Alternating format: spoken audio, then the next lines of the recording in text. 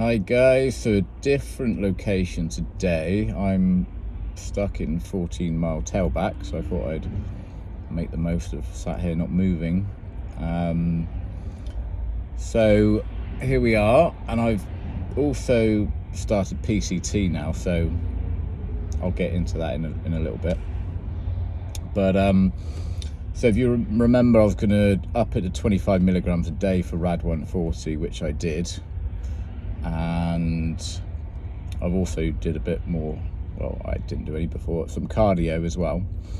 So in that week I went up by 1.7 kilos of muscle, and I also lost 2% body fat. So a mixture of upping the dose and reducing and upping the dose and doing a little bit of cardio had the effect of being able to gain muscle and lose fat at the same time. Now that's unusual and can be tough to do, but seemed to work quite well. I mean, my theory is, and why everyone's different, why they react different to different substances is I mean, there must be people who are high responders, have more sensitive receptors than other people.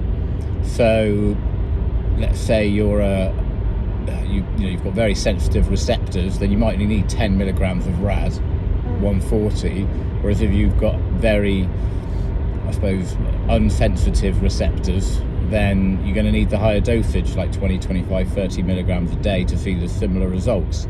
Hence why some people see side effects with low doses. Some people don't see side effects with even high doses. So that's my theory on that point. And I don't know whether your receptors get less or more sensitive as time goes on, and the more, whether you do steroids or pro-hormones or SARMs, whether they get not used to it, but they get used up quicker, and they have, they get less sensitive over time, meaning you can, use higher dosage as you go along. And whether that's the case, I don't know, but that would explain why some people react the same on 10 milligrams as some people do on 20 milligrams. So it's a tough one to figure out on that, but generally I've always done quite well and side effects have been minimal, so I'm quite lucky on that front. So in that week gained a good amount of muscle, so 1.7 kilograms when the dose of RAD was 25 milligrams, and I also, it's like 1.7 kilograms, about 4 pounds of muscle. I lost 2% body fat, and I think at my current standing now I'm only 11%. So I was 13, now I'm down 11. Obviously these are rough guides, and this has all been measured from the beginning, so I'm just taking the ups and downs as rough guides, which would mean so far total muscle gain and fat gain, because I've lost, I think it was a kilo or so of fat, and so I down to 7 kilograms total gain from the whole experience. So what's that, about 15-16 pounds total body weight, and with just under 6 kilograms of that being muscle, and the remaining 1 or 1.2 kilograms being fat. So that's good going. And I started PCT, so I'm on that now, and I'm going to do that, see how it goes, but possibly 4, possibly 5 weeks, and then after that point I'm debating what to do, because I've been thinking, do I do LGD? I mean, I'm going to do Osterine, that's definite, but I'm debating whether I do LGD, RAD140, Osterine and MK677, just have a ridiculous stack.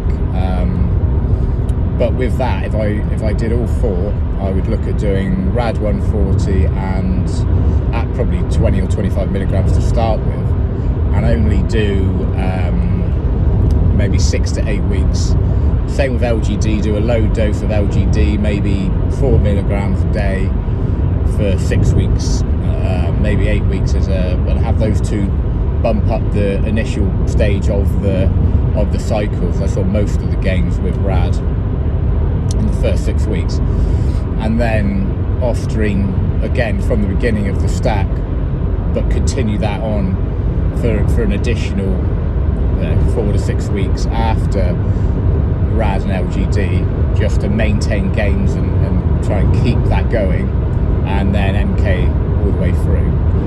So I'm debating what to do on that front, or maybe I'll just do RAD again with off stream and MK and see what happens with that, but I'm not too sure.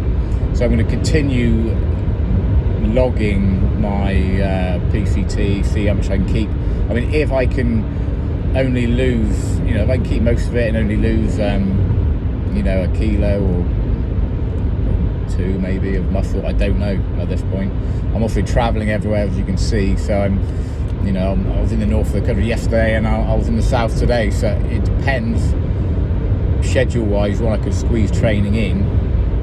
Obviously I'll find time somewhere, but we'll see what happens on that front to see what my starting point will be on my next cycle. But obviously it's going to be better than my starting point in my last cycle, so we'll see what happens with that. I've also got the LGD. I found some LGD at home in the cupboard, which is from Olympus Labs, Legend. So I don't know if anyone else has used that before, whether it's legit, whether I don't know why I didn't do it, but whether if it is pure LGD or if they've cut it with pro-hormones, or what the case is with that, because they were a known pro-hormone company back in the day. Let me know if you've used it or it's legit, and I'll see what I can do from there. But that's it for this week. We'll see what I lose, if anything, if I can try and maintain as much as I can over the next 4 weeks or so, and I'll keep updated as well. Thanks guys.